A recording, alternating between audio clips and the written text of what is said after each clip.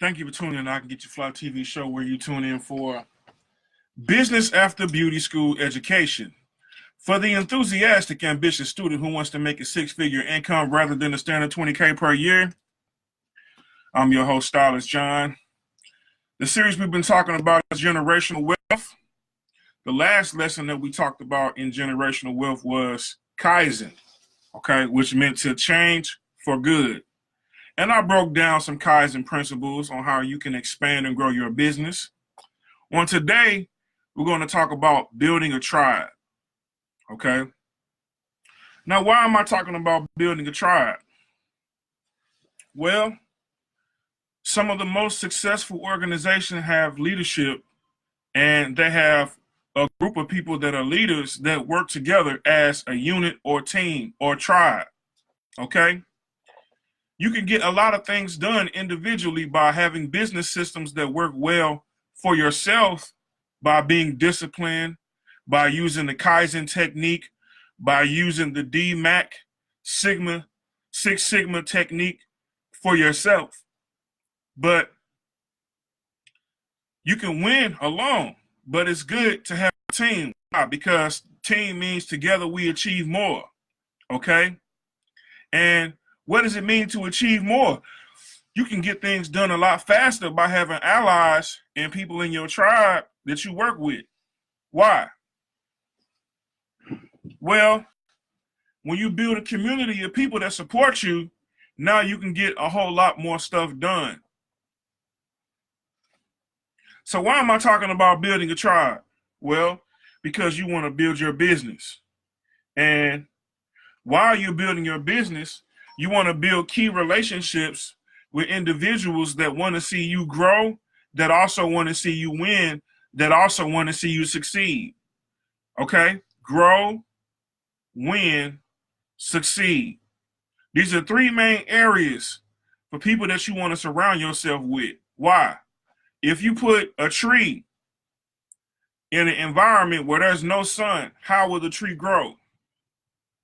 What the sun provides is the sun provides light, it provides energy, and it provides nutrients, okay? Excuse me. There are three things that the sun provides. So who are the suns in your life? Who are the people that are around you that provide growth, nutrients, and energy, okay? Who are these people? These are people that are part of your tribe, okay? Why are they part of your tribe? They want to see you win.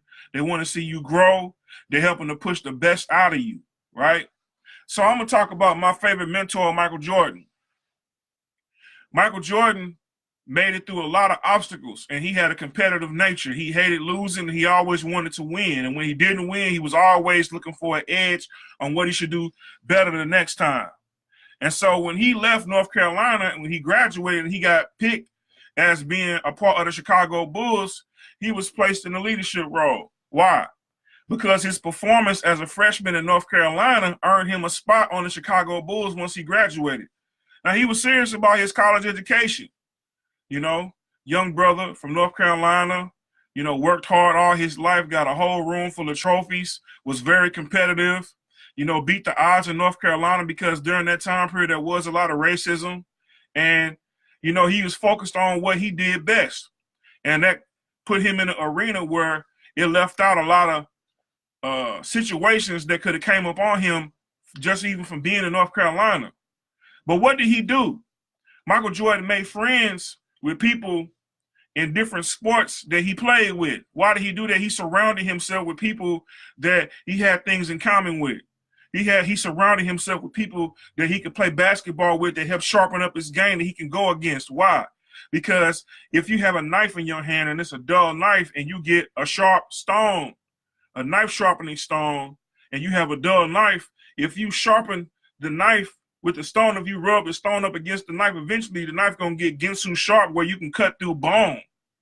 So you need to surround yourself with people that want to see you grow, that are energetic, that give you energy, okay? You have energy, they have energy, and you never lose energy. You're always learning, you're always growing, and that want to see you succeed. I'm going to say that again.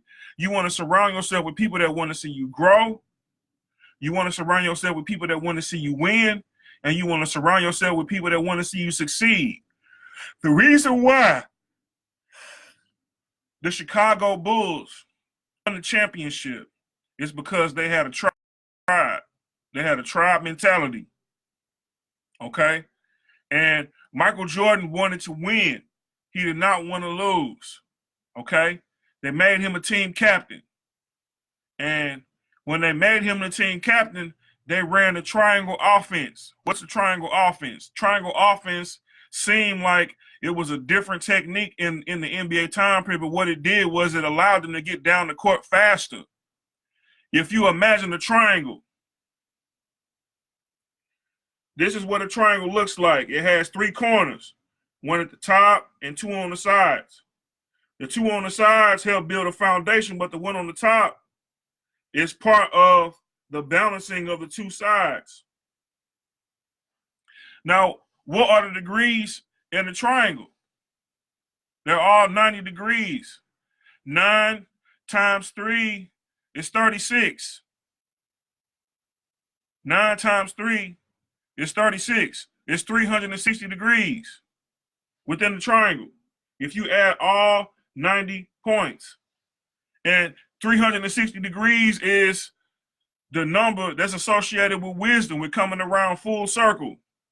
Why is it coming around full circle? Well, when you fail at something, by remembering what you failed at and doing it over and over again and studying the tapes and studying the replays and figuring out what you did wrong, by learning and remembering what you did wrong and changing something the next time, because we're doing Kaizen, which means you want to change for good. That means you want to do little small changes every day that acquire you a large level of success later on down the line. It's not something that happens overnight.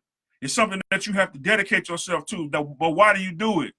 Because like the triangle offense, all 99 times 3 is 36. Okay. When you use all 3 points, when you use all 3 points,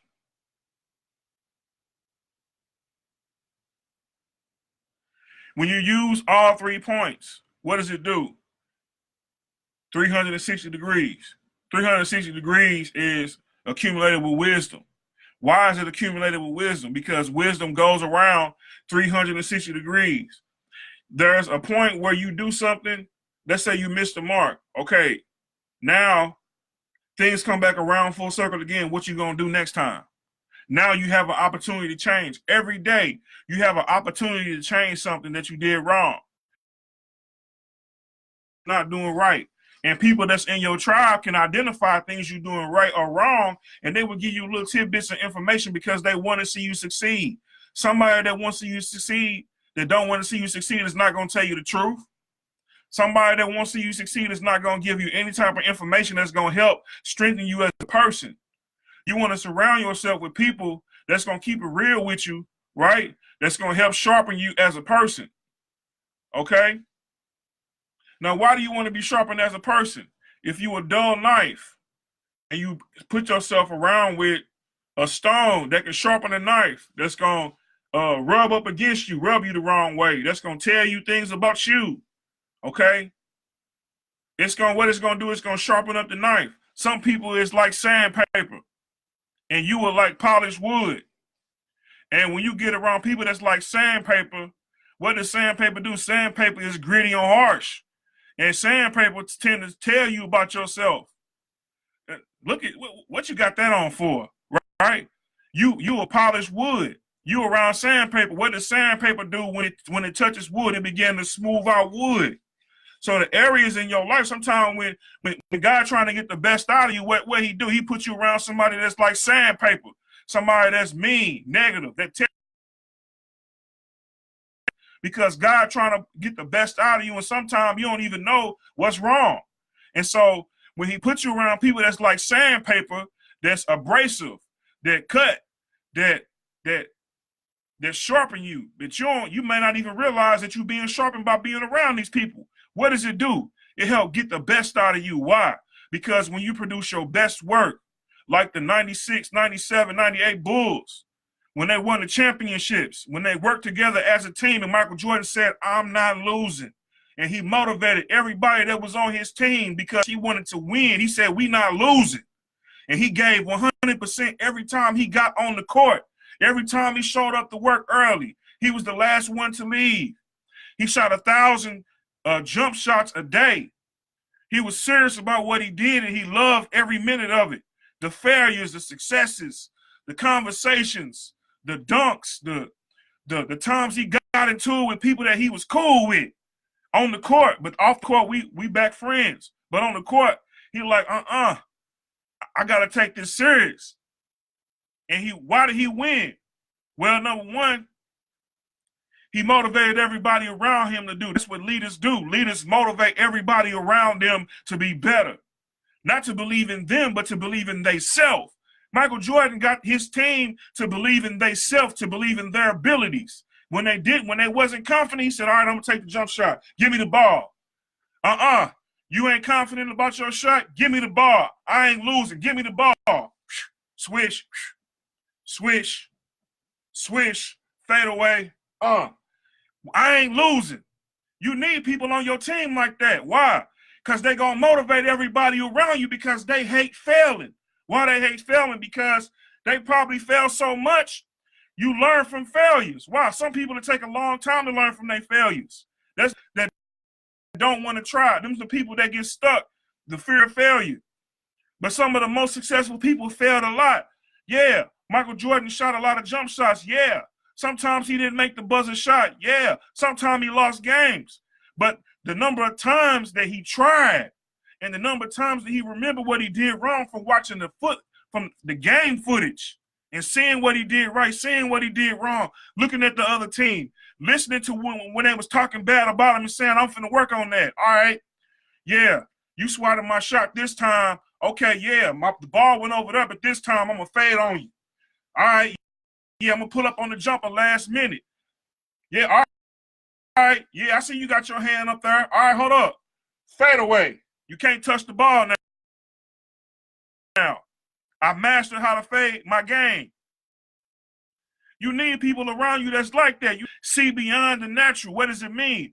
Right now, you might be in your reality. Your reality might say that you're going to fail. But if you can close your eyes and you can dream, and your imagination begins to kick in and you look at your reality and says, hold up. No, I ain't losing. I'm not failing. Everything around me looks like I'm going to fail, but I'm not finna fail because greater is on the inside of me than what's right now in front of me. And I'm not staying in this place where I'm at right now. I'm just traveling through it. You need people around you that can see that. Why? Because you're not going to stay in the same place. You got to build a tribe around you. What are some tribe building techniques I'm going to share with you? These are tribal leadership principles. There's 5 stages to it. The first stage is life sucks. You have people around you that believe that life sucks. They can't see beyond the natural. They have no money in their pocket. They probably kicking rocks and they looking around like, man, I wish life could be better. They're extremely negative, but they're not bad people. They just have to be able to see things differently. Then you got your stage 2, where you build with someone that's antagonistic. What does it mean? I don't know if that's going to work, man. Yeah, I'm going to work, but I don't know if that's going to work. You need them people. Why? Because even though they're antagonistic and they're antagonizing you and they don't think it's going to work, they're still working. You know, it's better if somebody work than somebody not work at all. Why? Because you can get more work done with people that's doing something. Okay? Then stage 3 is I'm great and you're not. That's how Michael Jordan was when he first got in the league. He like, man, I'm the greatest. He had an ego. What's an ego? An ego is like it wasn't even inflated. His ego was he had a whole track record of records that he broke from the time that he was in elementary school to the time he was in college. When he got to the NBA, he was like, yep. It's like clockwork to me. Look at all his trophies and said, I'm great and you're not. You're not going to beat me.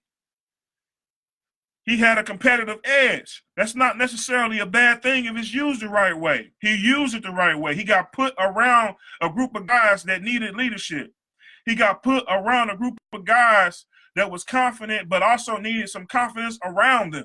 When you are around confident people and they swag is just on 100, it changes insides.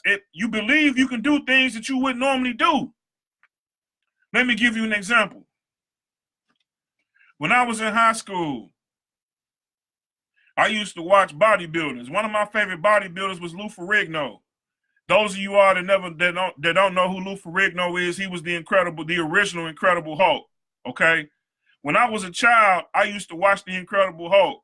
He was one of my favorite heroes. Why was the Incredible Hulk one of my favorite heroes? Because Bruce Banner was the nice guy, and he was a scientist. He was real smart. He cared about people. He was always trying to help people, and that reminded me of me.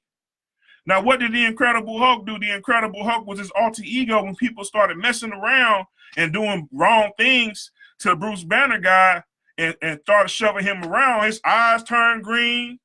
His clothes began to rip off of him. His muscles got extremely big, and he turned into the Hulk. Why did he turn? It's a defense mechanism to protect his good self away from bad people doing bad to him. Now, why was the Incredible Hulk one of my heroes as a child growing up? Well, the Incredible Hulk was one of my heroes as a child growing up because I was a goose.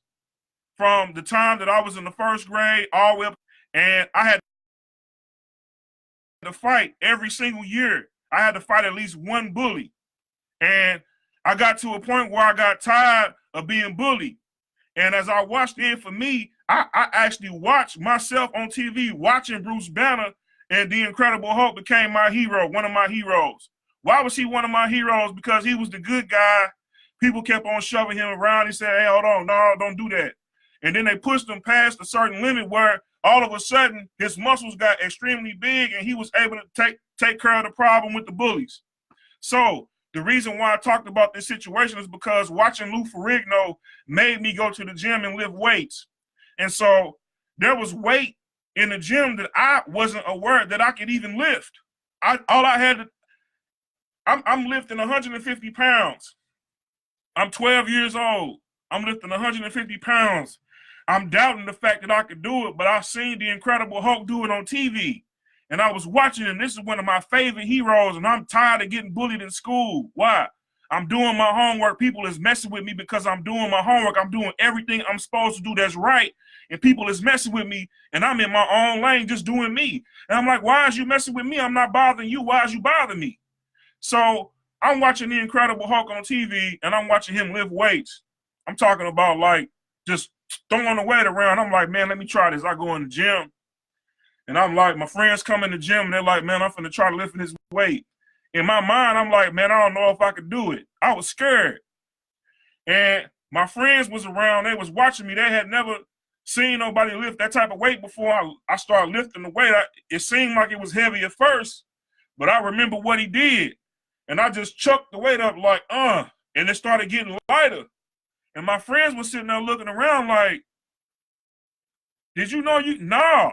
Sometimes when you have people that are around you, that are confident, that are leaders, that are confident in what they do, they push you to another level. You need to surround yourself with people that's going to help push you to another level. The heroes in my life helped push me to another level. They pushed me further than where I thought that I could go. When I was in 8th grade and I wasn't even sure I could dunk a basketball, and I watched Michael Jordan dunk basketball seamlessly, and I studied what he did, and I put weights on my backpack, and I started running with weights, just take off running, just for no reason at all, just to make sure that my body was fit. And I started doing calf raises on the edge of the stairs with weights and building up my calf muscles with the idea I'm going to dunk a basketball. I'm going to dunk a basketball. Every time I went down, my mind was fixed on it. And then one day in the girls' gym, when I was in 8th grade, I had a ball in my hand. My friend was standing under the goal, and I took 2 steps. I ran, took 2 steps, and got over him by this much and didn't know that I could do it. All the work that I had did, all the stuff behind the scenes that nobody saw me do, all the sweat, all the crying, just from lifting the heavy weights and feeling my muscles tired. Pushed me to a point where in the girls' gym, when we was playing basketball, playing a bucket game, and he said, man, you can't dunk. And I said, what? I said, I'm going to try. In my mind, I was like, I'm finna do this. I seen Jordan do it. I'm finna do it too. And all the hard work I did, when they passed me the ball and he was standing under the goal, and I was over him by at least this much and dunked the basketball in front of everybody, everybody went nuts. It let me know that when you surround yourself with people and you have a hero, someone that you look up to, somebody that you respect, somebody that has leadership, somebody that has some swag, they can help take you to the next level. Why? Because when you surround yourself with people, right, that build, when you surround yourself with people that want to win and make you a winner too,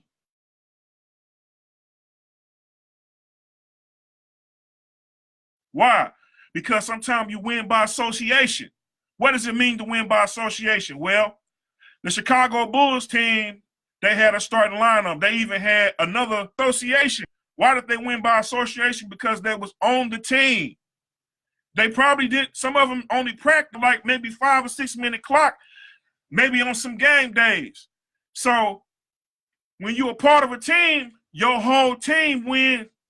When y'all win the championship, everybody win. That's why you got to build a tribe. You got to build a tribe of people that want to see you win. You got to want to win yourself. When you surround yourself with people that want to win, they have a team mentality, and you guys build a tribe, everybody wins. Why? Because everybody is pushing everybody else to the best of who they're supposed to be. If you have somebody pushing you to the best you're supposed to be, you're not settling for less. You're not allowing yourself to stay down. You're getting up. You're doing what you're supposed to do every day because somebody is staying on you. Now, some of us have an internal voice that tell us that, right? But sometimes we that internal voice for somebody else. So if you that person that where you is motivational and people need to hear something you have to say, open up your mouth and blow like a trumpet and blow loud. Let people hear what you have to say. Why? Because you was helping to motivate people that's around you to be better. Why? Because you want to be better. Why? Because you don't want to fail. Why? The reason why you don't want to fail is because everybody around you is connected to you. And when they see you win and when they see you do great things, it make them want to get up and do great things too. The kids that's watching you, your nieces and nephews that's watching you, your mama that's watching you, your brothers and sisters that's watching you, the people at church that's watching you, the people that see your lifestyle. And God say, I'm for you. Who in the world could be against you? All I need you to do is stand up and walk. And I'm with you. No matter what you're doing, I'm with you. I'm going to lead and guide you.